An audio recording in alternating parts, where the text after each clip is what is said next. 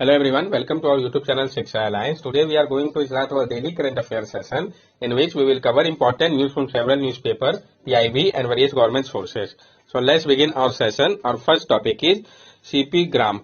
CP Gram के बारे में हम जानेंगे. Centralized Public Grievance Redressal and Monitoring System CP Gram is an online web-enabled system developed by National Informatics Center, Ministry of Electronics and IT in association with Directorate of Public Grievance and Department of Administrative Reform and Public Grievance under Ministry of Personal Public Grievance and Pension. जो centralise public grievance redressal and monitoring system CP gram है, ये एक online web enable system है जिसको develop किया गया है national informatics centre जो है आपका ministry of information and electronic IT MeitY के द्वारा मिलकर directorate of public grievance DBG और department of administrative reform and public grievance ministry of personnel public grievance and pension के द्वारा it helps in receiving, redressing and monitoring of grievance of the public in an efficient way. ये मदद करता है receive करने में, redress करने में और मॉनिटर करने में भी ग्रीवेंस को पब्लिक का एक एफिशिएंट वे में. जो टाइमलाइन है रिड्रेसल के लिए ग्रीवेंसेस का उसको कम कर दिया गया है. पहले 45 डेज था, उसको अब कम करके 30 डेज कर दिया गया है. नेक्स्ट टॉपिक है हमारा RDSS revamp distribution sector scheme. तो हम जानेंगे रिवैम्प डिस्ट्रीब्यूशन सेक्टर स्कीम के बारे में. रिवैम्प डिस्ट्रीब्यूशन सेक्टर स्कीम और RDSS has been launch for discom. तो इसको किसके लिए लॉन्च किया गया है? सबसे पहले तो ये इंपॉर्टेंट हो जाता है कि ये स्कीम किसके लिए है. तो रिवैम्प डिस्ट्रीब्यूशन सेक्टर स्कीम को लॉन्च किया गया है डिस्कॉम सेक्टर के लिए. मकसद इसका क्या है? RDSS is a reform-based and result-linked scheme to improve the financial sustainability and operational efficiency of DISCOM. This is done by financial assistance for the modernization of distribution infrastructure.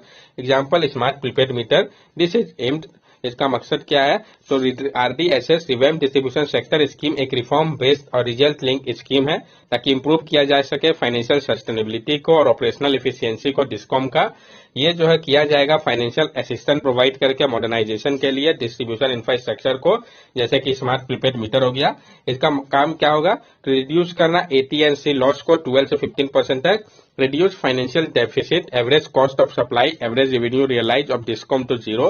यानी मदद करेगा कम करने में जो फाइनेंशियल डेफिसिट है, जो average cost है supply, average revenue realise जो है डिस्कॉम को उसको जीरो करेगा.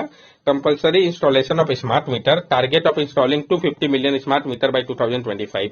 और ये कंपल्सरी इंस्टॉल करेगा स्मार्ट मीटर को. इसका टारगेट है कि ये इंस्टॉल करे 250 मिलियन स्मार्ट मीटर को 2025 तक. टाइम लाइन जो इसका दिया गया है 2021-22 से 2025-26 का. नोडल एजेंसीज के लिए कौन है? तो under ministry of power, rural electrification corporation and power finance corporation. ये मिनिस्ट्री ऑफ पावर के अंतर्गत आता है. Rural electrification corporation and power finance corporation department के अंतर्गत. एलिजिबिलिटी इसके लिए क्या है? तो ऑल स्टेट ऑन डिस्कॉम, यानी जो सारे स्टेट ऑन डिस्कॉम है वो एलिजिबल है इसके लिए. Other programme to be taken under it. जो और भी प्रोग्राम है जो कि इसके अंदर लिया जा रहा है वो कौन कौन सा है? तो पार्ट ए में है आपका prepaid smart meter, solarisation of agriculture feeder, segregation of feeder, use of artificial intelligence etcetera. और पार्ट बी में ट्रेनिंग और कैपेसिटी बिल्डिंग है. जो अम्ब्रेला प्रोग्राम है इसके बारे में हम जान ले. तो ये जो है मर्ज करेगा other existing power sector reform scheme को, जैसे कि आपका integrated power development scheme, DDU Gram Jyoti योजना, प्रधानमंत्री सहज बिजली हर घर योजना. ये जो बाकी सारा एग्जिस्टिंग पावर सेक्टर का रिफॉर्म है उसको ये मर्ज करेगा, इसमें मदद करेगा. नेक्स्ट टॉपिक है हमारा ग्लोबल इंगेजमेंट स्कीम. तो हम जानेंगे ग्लोबल इंगेजमेंट स्कीम के बारे में.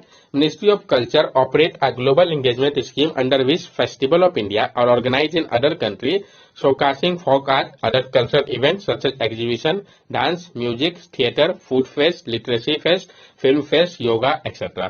जो मिनिस्ट्री ऑफ कल्चर है वो ऑपरेट कर रहे हैं ग्लोबल इंगेजमेंट स्कीम को. इसके अंतर्गत जो फेस्टिवल होता है भारत का उसको ऑर्गेनाइज किया जाता है दूसरे कंट्री पे ताकि वो शोकास कर सके यहाँ के फोक आर्ट को, अदर कल्चर इवेंट को, जैसे कि एग्जीबिशन हो गया, डांस हो गया, म्यूजिक हो गया, थिएटर हो गया, फूड फेस्ट हो गया, लिटरेसी फेस्ट हो गया, फिल्म फेस्ट, योगा एक्सेट्रा. इसको हम दूसरे कंट्री पर ऑर्गेनाइज करते हैं ताकि हम शोकास कर सके अपने फेस्ट को, कंट्री के फोक आर्ट को और कल्चर इवेंट को. In addition to this, Ministry of Culture also work in a coordinated manner with the Ministry of External Affairs. Under this scheme, Ministry of Culture also give grant in aid to India Foreign Friendship Cultural Society for organizing program and activity, including folk art and other cultural activity for their promotion in abroad. इसके साथ साथ ministry of culture जो है वो काम करते हैं एक कोऑर्डिनेटेड मैनर में मिनिस्ट्री ऑफ एक्सटर्नल अफेयर के साथ. इस स्कीम के अंतर्गत मिनिस्ट्री ऑफ कल्चर जो है वो ग्रांट इन एड प्रोवाइड करते हैं Indo foreign friendship culture society को ताकि वो ऑर्गेनाइज कर सके प्रोग्राम और एक्टिविटी को, जिसमें कि folk art, other culture activity भी आते हैं ताकि प्रमोशन किया जा सके अब्रॉड में इनका. नेक्स्ट टॉपिक है हमारा researcher identify fungus for pyrene remediation. जो रिसर्चर है उन्होंने आइडेंटिफाई किया फंगस को पायरीन रेमिडिएशन के लिए, तो जानेंगे हम इसके बारे में। Researcher at the council of scientific and industrial research Indian institute of petroleum Dehradun have identified a fungus capable of removing toxic recalcitrant and carcinogenic polycyclic aromatic hydrocarbon from the environment. जो researcher है council of scientific and industrial research Indian institute of petroleum CSIR IIP Dehradun के, उन्होंने identify किया एक fungus को जो कि capable है कि ये रिमूव कर सकते हैं टॉक्सिक रिकैल्सिट्रेंट और कार्सिनोजेनिक पॉलीसाइक्लिक एरोमेटिक हाइड्रोकार्बन को एनवायरमेंट से। Pyrene possessing 4 benzene ring belong to the highly toxic class of PAH with carcinogenic and mutagenic property. It get lodged into the environmental matrix like soil, water and atmosphere, resulting in widespread environmental pollution, necessitating adequate remediation of contaminated environmental matrices. जो pyrene जो कि process करता है 4 benzene ring को, ये belong करता है highly toxic class को PAH का, जिसमें कार्सिनोजेनिक और म्यूटाजेनिक प्रॉपर्टीज को देखा गया है। ये लॉक्ड हो जाता है एनवायरमेंट के मैट्रिसेस में जैसे कि सॉइल, वाटर और एटमॉस्फेयर में, जिस कारण ये बहुत ज्यादा एनवायरमेंटल पॉल्यूशन करता है। इस कारण ये जरूरी हो जाता है कि एडिकेट रेमिडिएशन या कॉन्टेमिनेटेड एनवायरमेंट मैट्रिसेस को लिया जाए ताकि इसको कम किया जा सके। Like most PAH, pyrene is used to make dyes, plastic and pesticide. It has also been used to make another PAH called benzoylpyrene। जो ज्यादातर PAH है उसमें पायरीन का उपयोग किया जाता है डाई बनाने के लिए, प्लास्टिक के लिए और पेस्टिसाइड के लिए। इसका जो यूज है वो दूसरे PAH जैसे कि बेंजोइलपायरीन को तैयार करने में भी किया जाता है।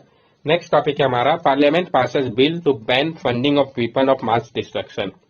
पार्लियामेंट ने पास कर दिया एक बिल को जो कि बैन करता है फंडिंग को वेपन के लिए मास डिस्ट्रक्शन का। तो हम जानेंगे इसके बारे में, फिर की अमेंडमेंट जो किया गया इसको समझेंगे। Parliament passed a bill, Weapon of Mass Destruction and Their Delivery System, Prohibition of Unlawful Activity Amendment Bill 2022, which seeks to ban funding of weapon of mass destruction and also empower the center to freeze, seize or attach financial assets and economic resources of people engaged in such activity. Parliament ने pass कर दिया एक bill को weapon of mass destruction and there delivery system, prohibition of unlawful activity amendment bill 2022 का, जो कि ban करता है फंडिंग को वेपन का मास डिस्ट्रक्शन के लिए, और ये एम्पावर करता है सेंटर को कि ये फ्रीज कर सकते हैं, सीज कर सकते हैं व अटैच कर सकते हैं फाइनेंशियल एसेट को और इकोनॉमिक रिसोर्सेज को पीपल का जो इंगेज होंगे इस टाइप के एक्टिविटी पे। The previous act, Weapon of Mass Destruction and Their Delivery System, Prohibition of Unlawful Activity Act, passed in 2005, only banned the manufacturing of weapon of mass destruction. जो previous act था weapon of mass destruction and their delivery system, prohibition of unlawful activity act, जिसको पास किया गया था 2005 में, ये सिर्फ ban करता था मैन्युफैक्चरिंग को weapon of mass destruction का, जबकि अब इसमें क्या ऐड कर दिया गया है कि अगर कोई पाया जाता है तो फ्रीज कर दिया जाएगा, सीज कर दिया जाएगा व अटैच कर दिया जाएगा उनका फाइनेंशियल एसेट और इकोनॉमिक रिसोर्सेज को। की अमेंडमेंट जो हम उसको समझते हैं, Section 12A, the amendment will seek to insert a new Section 12A in the existing law, which states that no person shall finance any activity which is prohibited under this Act or under the United Nations Security Council Act 1947 or any other relevant act of the time being in force or by an order issued under any such act in relation to weapon of mass destruction and their delivery system। जो section 12A है, जो amendment bill है, ये insert कर रहा है एक नए सेक्शन को 12A को एग्जिस्टिंग लॉ पे, जो कहता है कि कोई भी पर्सन जो है वो नहीं फाइनेंस करेगा किसी भी एक्टिविटी को जिसको कि प्रोहिबिट किया गया है इस एक्ट के अंतर्गत और United nation security council act 1947 के अंतर्गत, या और कोई रिलीवेंट एक्ट हो जो कुछ समय फोर्स में हो, या कोई भी ऑर्डर जिसको इश्यू किया गया हो इस एक्ट के माध्यम से जो कि रिलेशन रखता हो वेपन ऑफ मास डिस्ट्रक्शन से या उसके डिलीवरी सिस्टम से। Prevent financing of such activity, prevent करने की बात कही गई है जो फाइनेंसिंग है ऐसी एक्टिविटी का। तो to prevent person from financing such activity, the central government may freeze, seize और अटैच फंड फाइनेंशियल एसेट और economic resources whether own, held और कंट्रोल डायरेक्टली और इनडायरेक्टली। और रोकने के लिए पर्सन को फाइनेंस करने से इस टाइप की एक्टिविटी को सेंट्रल गवर्नमेंट जो है वो फ्रीज कर सकते हैं, सीज कर सकते हैं, अटैच कर सकते हैं फंड को, फाइनेंशियल एसेट को, इकोनॉमिक रिसोर्सेज को, चाहे वो ओन किया गया हो, हेल्ड किया गया हो या कंट्रोल किया गया हो डायरेक्टली व इनडायरेक्टली उनके द्वारा। प्रिवेंट फाइनेंस और रिलेटेड सर्विस अवेलेबल, ये प्रिवेंट करता है फाइनेंस और उससे रिलेटेड सर्विस को अगर अवेलेबल है तो ये प्रोहिबिट करता है पर्सन को कि वो फाइनेंस और रिलेटेड सर्विस अवेलेबल उनको ना हो बेनिफिट करने के लिए दूसरे पर्सन को जो कि रिलेटेड हो किसी भी टाइप के इस एक्टिविटी में जो प्रोहिबिटेड हो। व्हाट और weapon of mass destruction, weapon of mass destruction से हम क्या समझते हैं? These are weapons with the capacity to inflict death and destruction on such a massive scale and so indiscriminately that its very presence in the hand of a hostile power can be considered a grievous threat. जो weapon है जिसका capacity है कि वो inflict death या destruction कर सकता है और वो इतना मैसिव स्केल में होगा कि इनडिस्क्रिमिनेटली इसका प्रेजेंस होना भी हैंड में हॉस्टाइल पावर के उसको माना जाता है कि वो बहुत बड़ा खतरा है. Modern weapons of mass destruction are either nuclear, biological or chemical weapon, frequently referred to collectively as NBC weapon. और जो मॉडर्न weapon है मास डिस्ट्रक्शन का जिसको कि आइदर वो न्यूक्लियर हो सकता है, बायोलॉजिकल हो सकता है, वो केमिकल हो सकता है, जिसको फ्रिक्वेंटली कलेक्टिवली हम NBC weapon भी कहते हैं. The term weapon of mass destruction has been in currency since at least 1937 when it was used to describe mass formation of bomber aircraft. और जो टर्म था weapon of mass destruction का उसको use किया गया था एटलीस्ट 1937 के समय से ही जब डिस्क्राइब किया गया था फॉर्मेशन ऑफ बॉम्बर एयरक्राफ्ट का. जैसे कि एग्जांपल हो गया आपका जो न्यूक्लियर बम गिराया गया था हिरोशिमा या नागासाकी पे जब अटैक किया गया था उस दौरान. नेक्स्ट टॉपिक है हमारा budget allocation and utilisation of fund under national Ayush mission. तो जो बजट एलोकेशन की बात की गई है और जो यूटिलाइजेशन ऑफ फंड की बात कही गई है नेशनल आयुष मिशन के अंतर्गत उसको हम समझेंगे. तो जो सेंट्रली स्पॉन्सर स्कीम है नेशनल आयुष मिशन इसका जो टोटल बजट है वो 3119.46 करोड़ का है जिसको कि एलोकेट रिलीज किया गया है सेंट्रल शेयर के माध्यम से स्टेट यूटी को जब से इंसेप्शन हुआ है स्कीम का. और रिपोर्ट किया गया है कि जो एक्सपेंडिचर है 2290.20 करोड़ का अभी तक हुआ है. बैकग्राउंड को हम समझते हैं. को लोकेशन ऑफ आयुष फैसिलिटी जो को लोकेशन है आयुष फैसिलिटी का government of India has adopted strategy of colocation of AYUSH facility at primary health centre community health center district hospital thus enabling the choice of patient for different system of medicine under a single window.